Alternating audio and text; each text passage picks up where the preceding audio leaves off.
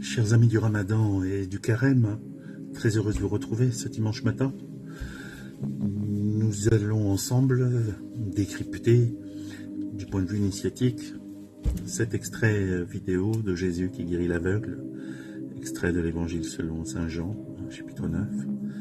Il existe plusieurs versions, que nous allons essayer d'éclairer ensemble. D'abord, dans cette vidéo de la guérison de l'aveugle, c'est quoi la thématique pour comprendre? C'est la thématique du mal et du bien, le mal et le péché. On se remet dans le contexte, les disciples demandent, mais qui a péché? Est-ce que c'est lui ou ses parents pour qu'il soit né aveugle? Et on voit tout de suite Jésus réfuter cette logique d'un Dieu qui punit. Il dit que cette situation est une occasion pour que se manifestent les œuvres de Dieu, c'est-à-dire sa profonde miséricorde. Et en même temps, on peut s'interroger, pourquoi est-ce que les apôtres disent ça? D'où ça part à l'intérieur des apôtres? Eh bien, nous pouvons nous rappeler ensemble que dans l'Ancienne Alliance, le prophète Élie nous enseignait que les descendants héritaient des dettes familiales sur 4, 8, 12, 16, 24 générations et encouraient la colère de Dieu. Donc, ce qui est intéressant, c'est que Jésus apporte une nouvelle dynamique. C'est un Dieu évolutif, ce n'est pas qu'un Dieu qui se met en colère, mais c'est un Dieu qui est miséricordieux, plein de compassion. Avec la Nouvelle Alliance, le Nouveau Testament, Jésus nous rappelle ce cœur de Dieu. Et en même temps, il nous amène cette grande idée, la repentance.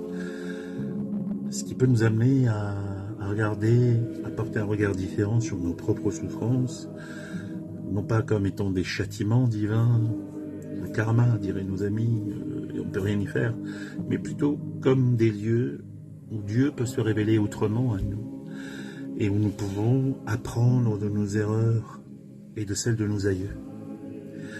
Nous pouvons donc, avec Jésus, nous pouvons donc nous libérer de toutes les identifications, les intrications, avec les faits marquants que nos ancêtres ont manifestés à travers ce qu'ils ont fait dans leur vie ou négligé de faire. Nous sommes liés par la racine du sang, mais nous ne sommes plus liés par les forces du destin. Nous pouvons nous en libérer. Si on voit du côté de nos amis derviches ou des soufis musulmans, Jésus, c'est le prophète Aïssa, et il est reconnu comme étant le sceau de la sainteté universelle. Ce qu'on nomme, pardonnez mon arabe imparfait, Sratam al-Wilaya. C'est-à-dire que le prophète Aïssa, il est le plus grand témoin par le cœur, face à Mohammed, témoin par la langue.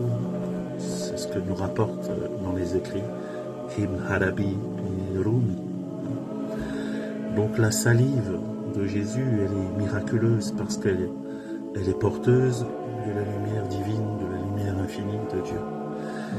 C'est-à-dire qu'elle a la capacité de guérir non seulement les yeux physiques, mais aussi de dissoudre le voile de l'ego, les nafsu, les nafs, les poisons dans l'âme, tout révélant la vision du cœur, qu'on nomme basira. Et on peut voir aussi que chez nos amis musulmans, le Coran confirme ces miracles, dont la guérison des aveugles par permission divine. Je crois que c'est la sourate 3,49. Et c'est vu comme étant, ces miracles, comme étant un signe de proximité avec l'Esprit de Dieu. Ruh, Allah, Ruh. Ensuite, il y a la dynamique dans cette parabole, dans ce passage, de la boue, de la salive et le geste de Jésus. Quand on voit dans la vidéo, on voit ce Jésus, il crache à terre, il fait de la boue avec sa salive. Et c'est intéressant parce que la salive, elle contient des enzymes digestives. Elle contient donc des capacités de transformation au sens biologique, mais au sens symbolique aussi. Donc il crache à terre avec sa salive, il la malaxe, il l'applique sur les yeux de l'aveugle, et ensuite, élément intéressant, il envoie l'aveugle se laver à la piscine de Siloé. Ça ne vous rappelle rien, mes amis? Les pères du désert ont bien sûr fait un lien avec la création de l'Adam Kadmon, l'Adam primordial. Dieu a façonné l'homme avec de la terre, et ici, le Christ recrée la vue, la vision de cet homme, le sens de la vue. C'est-à-dire qu'il refait l'humanité blessée. Quelle que soit la nature de ton péché, quelle que soit la nature de ton mal, tu peux le traverser, tu peux guérir. Le lavage dans l'eau va nous rappeler le baptême avec Jean. Et dans ce baptême, on se souvient qu'on reçoit la lumière de Dieu. Ce Jésus Nazareth reçoit en fait le Christ en lui, il reçoit en fait Dieu en lui, en se laissant laver intérieurement. C'est-à-dire, on peut se purifier, se laver, pas seulement extérieurement, mais également intérieurement. Et ensuite, nous pouvons regarder l'attitude de l'aveugle, de celui qui souffre, comme nous parfois nous souffrons. Et nous pouvons voir que l'homme progresse dans sa foi, c'est-à-dire de la simple obéissance à ce que Jésus lui propose. Il va passer à l'adoration du Christ, comme la reconnaissance du Seigneur comme étant le principe le plus élevé, c'est absolu, c'est éternel. Alors que dans cette parabole, les pharisiens s'aveuglent spirituellement. Les pharisiens d'aujourd'hui, c'est quoi? Eh bien, ce sont autant les experts du New Age ou des néo-spiritualités qui crachent sur les textes sacrés du passé, qui ignorent pour la plupart ce qui nous a précédé en disant que les êtres humains étaient de pauvres idiots naïfs. Mais c'est aussi autant les religions dogmatiques, c'est-à-dire lorsqu'on veut enfermer à la virgule près, au strict littéral, sans en comprendre l'esprit, la forme sans l'esprit. C'est également tous ceux qui excluent, tous les incroyants, tous ceux qui rejettent ce qui nous a précédé, les fondements de notre humanité. Il y a un hadith authentique qui rapporte un aveugle guéri par l'invocation du prophète Mohammed via une prière intercesseur. L'intercession, c'est toujours ce point relais, ce pont entre la terre et le ciel, qui souligne la puissance de la tawassul, c'est-à-dire le recours au saint prophète, à travers la prière. Et le prophète Aïssa, c'est-à-dire Jésus, guéri par sa parole, d'autorité, par cette structure unique parmi les prophètes, et qui nous invite, nous musulmans, nous chrétiens, nous juifs, nous tout être humain, en réalité à la purification intérieure plutôt qu'extérieure. Tout part de l'intérieur de soi, d'où ça part en moi.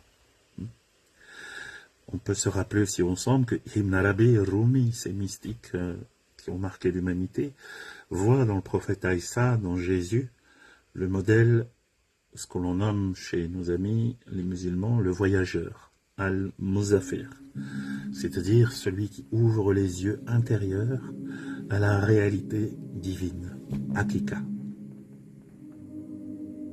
Ensuite, dans cette parabole, il existe un avant-dernier aspect, c'est on passe de la cécité physique à la cécité intérieure, de l'aveuglement physique à l'aveuglement psychique. La guérison physique dans cette parabole est réelle, mais surtout, elle signifie une guérison spirituelle, dans le fond du cœur, disent les soufis. Beaucoup d'entre nous voient avec leurs yeux, mais souvent restent aveugles au sens de la vie, au sens profond, c'est-à-dire à cette présence de Dieu, à la louange, à la reconnaissance de l'unique, à l'aveugle, qui lui, peu à peu, malgré ses défauts, eh bien, va rentrer dans la vraie lumière, qui est le Christ, dans cette parabole, qui est l'expression d'Allah, l'expression de Dieu, du bien-aimé.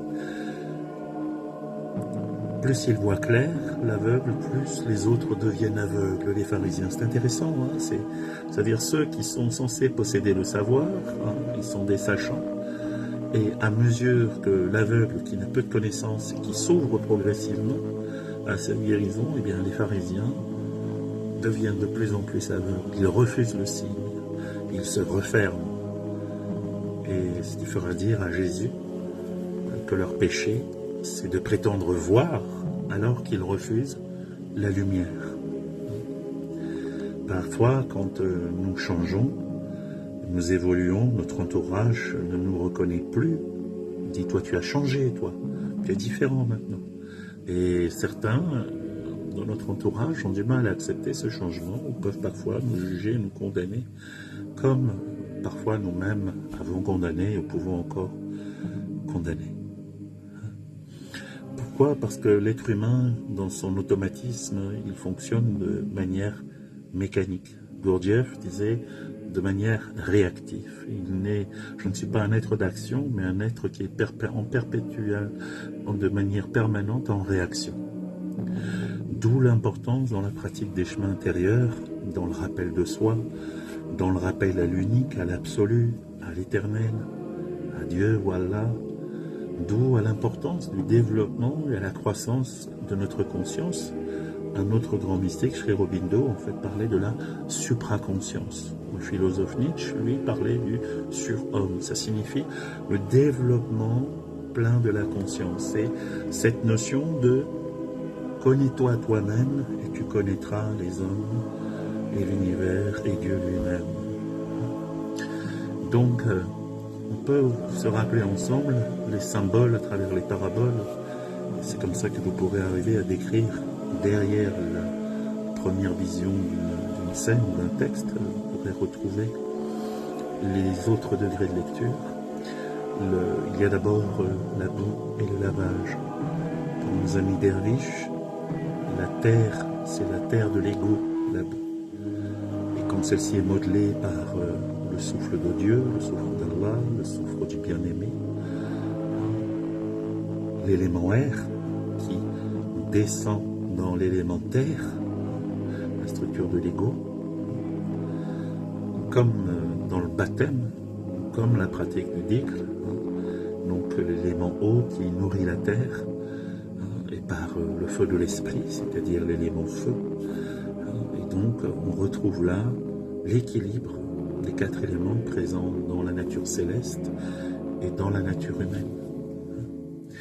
C'est ce qui permet, lorsque nous nous rappelons toujours à ce qu'il y a de supérieur, lorsque volontairement, chaque jour, nous nous relions à l'absolu, à l'éternel, au bien-aimé, au saint prophète, que nous étudions, eh bien, progressivement, notre vision va s'approfondir. Comme l'aveugle, nous allons passer de formes floues à la clarté, progressivement.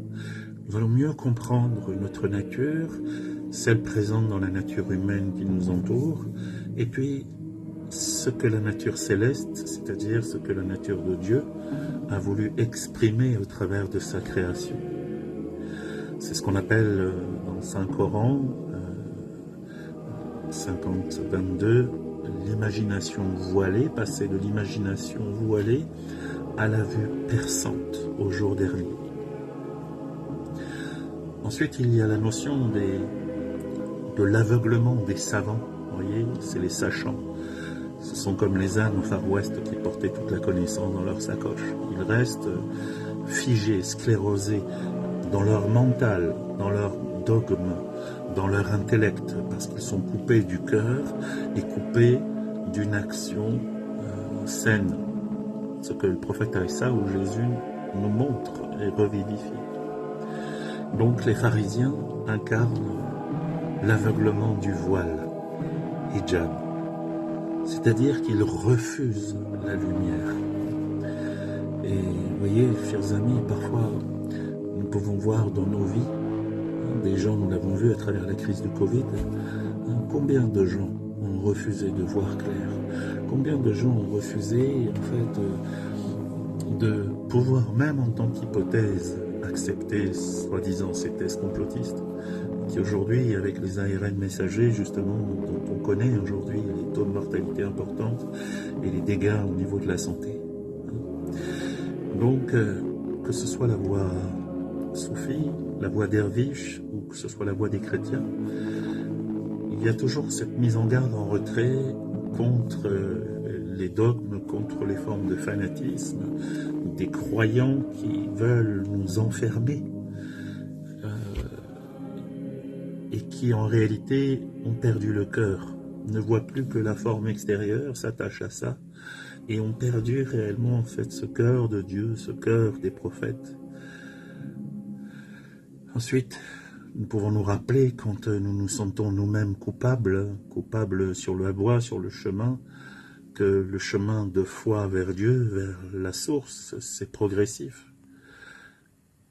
Vous voyez, dans la parabole, l'homme qui est guéri ne connaît pas Jésus au début. Il sait même pas. Il sait même pas qu'il a guéri. Il a senti des mains, de la boue, il sait même pas ce qui a guéri et de la manière dont ça a guéri. Mais il a cette qualité, c'est qu'il choisit d'obéir simplement à une parole qu'il entend, lui qui est aveugle. Et il va se laver à la piscine de Siloé.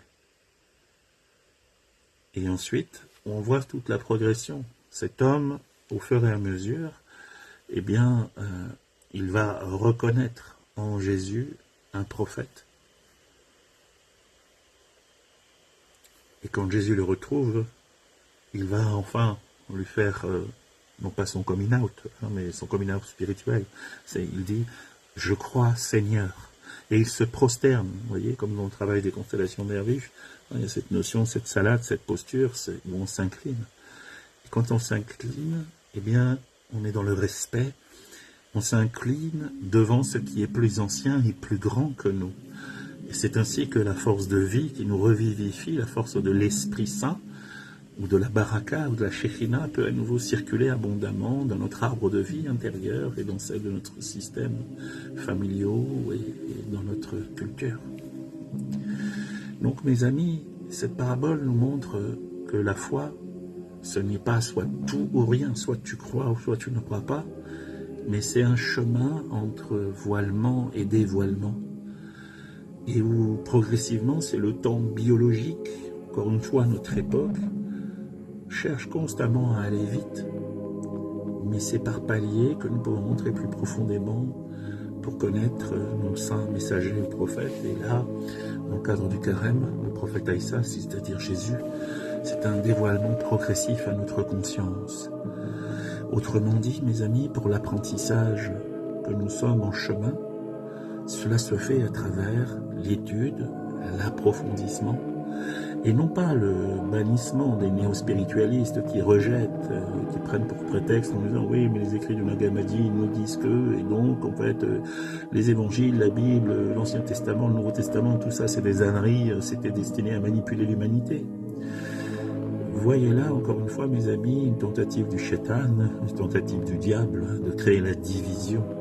Vous voyez, nous sommes heureux qu'il y ait des traités de Nag Hammadi qui offrent en fait des perspectives de pouvoir étudier et repenser plus profondément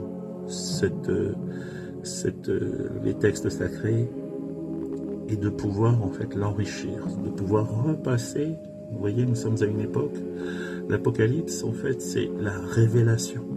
Et la révélation c'est pour nous notre propre capacité à pouvoir seul et au milieu des autres, pouvoir repenser, pouvoir questionner au sens noble de la philosophie, pas celle de comptoir aujourd'hui de Michel Onfray ou de je ne sais quel autre philosophe, mais des philosophes authentiques à l'époque de l'Antiquité, qui confrontaient en fait les différentes opinions pour élever la pensée vers Dieu, pour élever son âme et se purifier davantage. Dans cette parabole, il y a cette notion d'obéissance, où l'aveugle va obéir et va se laver.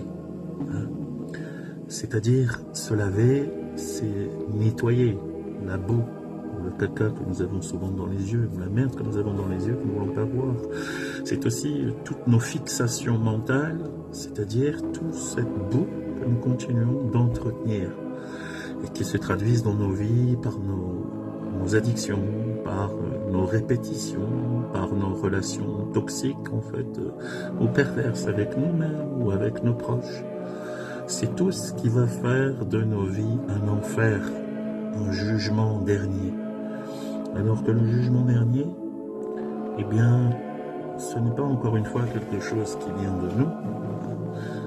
Nous rentrerons un jour ou l'autre dans cette notion du jugement dernier et nous verrons la nature du jugement en fait véritable, c'est-à-dire à la fois la vision de nos illusions, de nos nafs, de nos poisons, des poisons de l'âme. Donc, c'est une invitation, quel que soit l'endroit où tu te trouves sur ton chemin, c'est une invitation à y aller étape par étape et à approfondir sans cesse et sans cesse. Et c'était ça le sens de la louange, se retrouver entre frères et sœurs dans un ministère, une synagogue, une mosquée ou une église. C'était approfondir l'étude et l'enseignement. Voyez, et rentrer dans cette confiance en Dieu, dans cette confiance en l'éternité. Non pas cette foi aveugle du New Age qui veut uniquement faire à sa sauce, uniquement dans son ressenti, comme il ressent, et qui est dans la défiance permanente de tout ce qui est groupe, communauté ou fraternité. Il y a cette stance d'Hervish à propos de l'obéissance volontaire qui dit la chose suivante. Ô filles de la terre, je veux t'enseigner l'obéissance volontaire. Seul celui qui a appris à obéir peut devenir un véritable guide des hommes et des femmes. Ainsi, il est semblable au soleil. Il est au centre d'un monde et pourtant, il suit la course du cercle car il sait le sens du mot discipline. Sans discipline, nous ne pouvons aller nulle part. Et la discipline, le mot moderne, c'est sans structure, sans un ordre ou une planification que nous fixons, sans un rythme de manière rythmique. Eh bien, notre bon intérieur ne peut pas être sculpté, ne peut pas révéler le joyau, le diamant que le Créateur, que le bien-aimé a déposé en chacun d'entre nous. Alors, j'aimerais pour aujourd'hui et pour la semaine qui vient, pour ceux et celles qui le souhaitent, on pourrait se demander comment accueillir pour nous cette parabole, ce passage de l'aveugle. Et je pourrais me demander, mais où est-ce que je suis aveugle sur moi-même, sur l'un ou l'autre membre qui m'entoure, à propos de Dieu, ou je pourrais me demander, mais c'est quoi actuellement les situations que je ne veux pas voir? Et c'est assez relativement simple. Les situations que je ne veux pas voir, c'est quoi? C'est les situations qui sont bloquées, figées, qui n'avancent pas, et qui génèrent tout un tas de réactivités émotionnelles, de la colère, de la peur ou de la tristesse, ou les cousins et les cousines de ces trois émotions primaires. Donc nous pouvons, à travers la parole de ce Jésus, du prophète Aïssa, nous pouvons en fait prendre cette invitation concrète à nous bouger, à aller nous laver les yeux, c'est-à-dire peut-être relationnellement nous pardonner ou demander pardon, dire je suis désolé pour le mal que j'ai opéré, peut-être entrer dans un comportement autre, ou renouer avec cette spiritualité ou cette religion dans laquelle nous sommes nés, nous mettre en paix. Peut-être que nous pouvons aussi dans nos réflexions accepter que la lumière dérange, le fait que tu sois un pratiquant, le fait que tu pratiques le chemin, le fait que tu ne crains pas en fait de dire ta foi, de la partager. Quand tu commences à voir plus clair, tu rencontreras toujours des gens autour de toi qui ne sont pas d'accord, comme les pharisiens. Nous pouvons approfondir que notre souffrance, c'est pas nécessairement un châtiment, une punition ou le karma qui s'impose à nous, mais ça peut devenir un lieu où Dieu nous travaille en profondeur. Dieu nous travaille en profondeur signifie nous nous révélons de par la connaissance de soi et nous équilibrons petit à petit nos comportements, nos pensées, notre manière de nourrir notre âme, notre cœur. Et quand nous cessons de mettre de la boue devant nos yeux ou de nourrir nos petits ou grands cacas que nous rencontrons dans l'existence, dans différentes situations de vie, eh bien, il se passe un phénomène quand nous cessons, par exemple, d'être méchants ou méchantes avec nous-mêmes ou avec autrui. Eh bien, les bienfaits de la non-calomnie, de la non-médisance, c'est qu'elles arrêtent de grignoter ce qu'on appelle le corps de vitalité, napha, ou le corps éthérique, le corps énergétique, où sont situés les séphirotes, les séphiras, les chakras, les lataïfs, les méridiens d'acupuncture. Parce qu'il y a un principe de réalité dans la 4e voie et la 5e voie de Gurdjieff, Fenseli Meisel. Il y a cette compréhension, même chez les anciens, chez les Bektashi également, que lorsque nous sommes dans cette agression envers nous-mêmes ou envers d'autres, eh bien, cette énergie, elle se consume, elle est comme un feu qui nous dévore de l'intérieur. Elle attaque notre corps de vitalité.